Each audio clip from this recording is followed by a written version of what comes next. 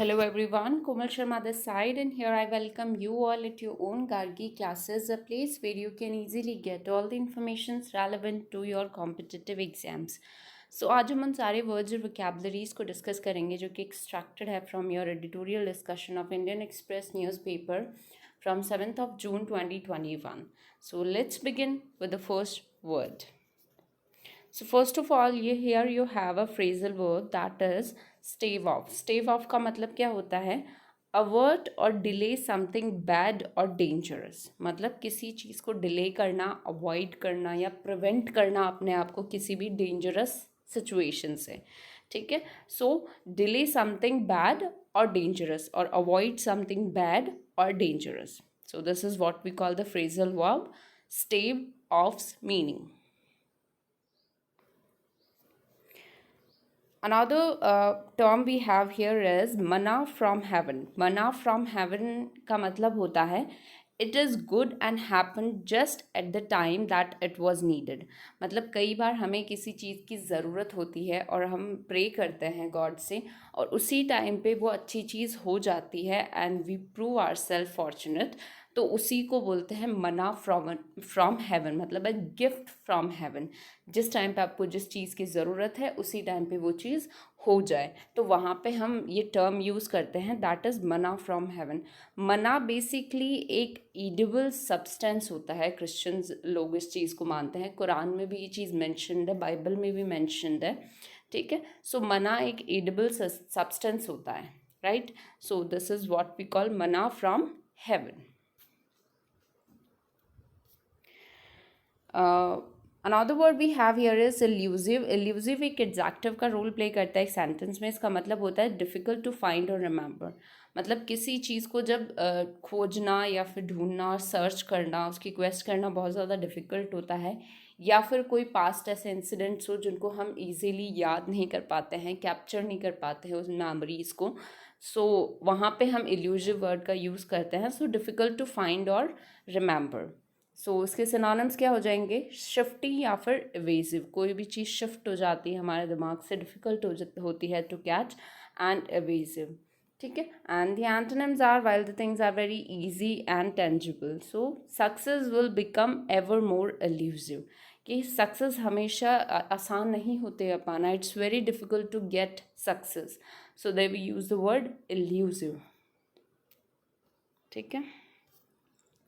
Next word is expedite. Expedite is a verb. इसका मतलब होता है to make something happen more quickly. कोई भी चीज़ जल्दी से करना, क्विकली करना, हरिडली करना. ठीक है, स्पीड से करना. तो वहाँ पे हम एक्सपेडाइट वर्ड का यूज़ करते हैं. इसके सिनोनिम्स हो जाएंगे स्पीड या फिर hurry. And the antonyms are while you delay something और you are in slow in speed. ठीक है, so they we use the antonyms of the word expedite. And the use of the word expedite is something needs to be done to expedite the process. ठीक है, कोई चीज़ें बहुत ज़्यादा जल्दी हमें करने की ज़रूरत पड़ती है उसे प्रोसेसिंग में लाने के लिए. So they we use the word expedite. ठीक है, स्पीड या हरी.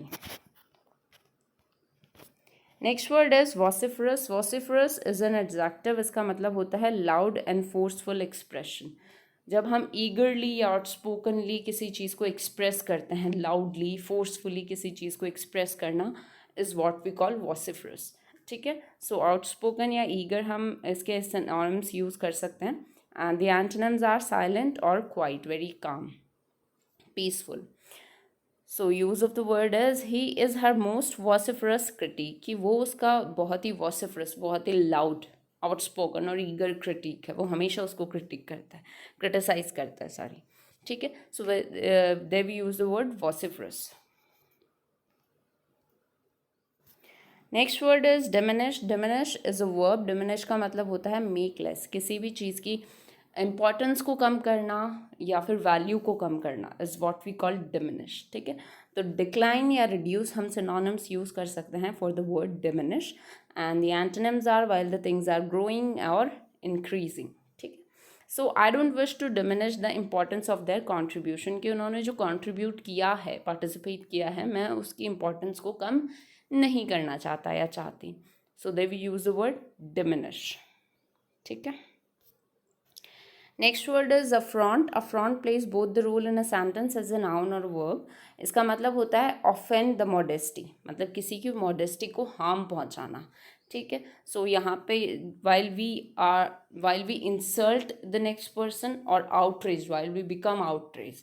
ठीक है, सो इंसल्ट या फिर आउटरेज हम सिनोनिम्स यूज कर सकते हैं फॉर द वर्ड अफ्रॉन्ट.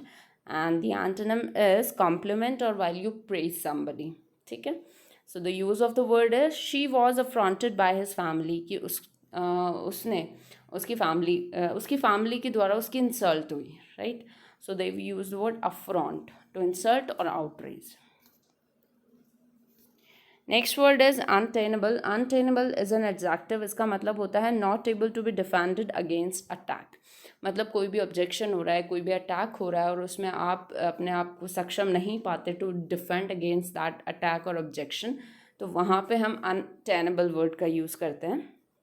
तो इनडिफेंसिबल या फिर अनसस्टेनेबल, सस्टेन नहीं कर पाना या डिफेंस नहीं कर पाना is what we call untenable. ठीक है, and the antonyms are tenable या फिर defensible. So the argument is clearly untenable, कि जो आर्ग्यूमेंट है ये क्लियरली इनडिफेंसिबल है. ठीक है, here we have another term that is shield away. Shield away का मतलब होता है to avoid someone or to be unwilling to do something because you are nervous, afraid or not confident. ठीक है, किसी चीज़ को या किसी पर्सन को अवॉइड करना, किसी काम करने की इच्छा ना करना, किसी भी काम को करने की इच्छा ना करना, क्योंकि आप जब नर्वस होते हो, डरे हुए होते हो, आप कॉन्फिडेंट नहीं होते हो, तो आप किसी भी चीज़ को करने से मना कर देते हो. ठीक है, सो वहाँ पे हम शील्ड अवे वर्ड का यूज़ करते हैं. अवॉइड करना, किसी काम को करने से नकार देना while you are nervous, afraid or less confident. ठीक है, तो वहाँ पे हम शील्ड अवे वर्ड का यूज़ करते हैं. Next word is wrong. Wrong plays both the role in a sentence as a noun और वर्ब. इसका मतलब होता है डिसऑनेस्ट मैन.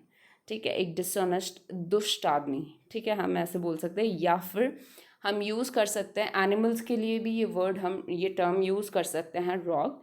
ठीक है, जो कई एनिमल्स ऐसे होते हैं, वाइल्ड एनिमल्स ऐसे होते हैं जिनको हर्ड एक ग्रुप में नहीं रखा जा सकता, वो अलग से ही रहते हैं और उनका बिहेवियर बहुत ज़्यादा वाइल्ड होता है. और एक डिसऑनेस्ट ह्यूमन बीइंग के लिए भी हम यही वर्ड यूज़ करते हैं, दैट इज़ रॉग. सो इसके सिनोनिम्स क्या हो जाएंगे, विलन या फिर rascal. And the antonyms are while the person is very honest and kind. So you are a rogue person, you are very wild behavioured person. ठीक है, next word is hiatus. Hiatus is a noun. इसका मतलब होता है अ pose और a break in continuity. कोई भी चीज़ continue चल रही है और उसमें कोई पोज आ जाता है, कोई ब्रेक आ जाता है, तो वहाँ पे हाइटस वर्ड का यूज़ होता है. ठीक है, सो पोज और ब्रेक हम इसके सिनोनिम्स यूज़ कर सकते हैं. And the antonyms are continuity या फिर क्लोजर. या तो चीज़ें कंटिन्यू चल रही है या बिल्कुल ही बंद हो जाती है completely.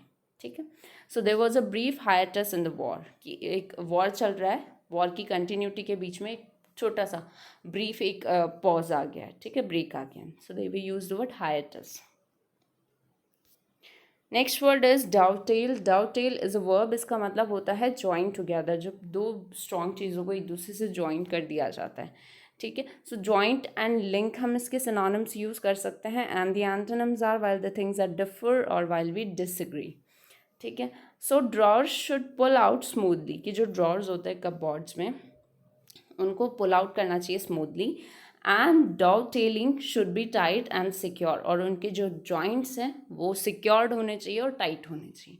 So this is the word dovetail. So these are the words for today. Thank you so much. Stay continue with Gargi classes. If you want to get the PDF of this session, तो आपको Telegram channel पे मिल जाएगी ये particular PDF. आपको क्या करना है, description box में लिंक दिया हुआ है, उस पर क्लिक करें और वहीं पे आपको PDF फाइल मिल जाएगी. Thank you so much.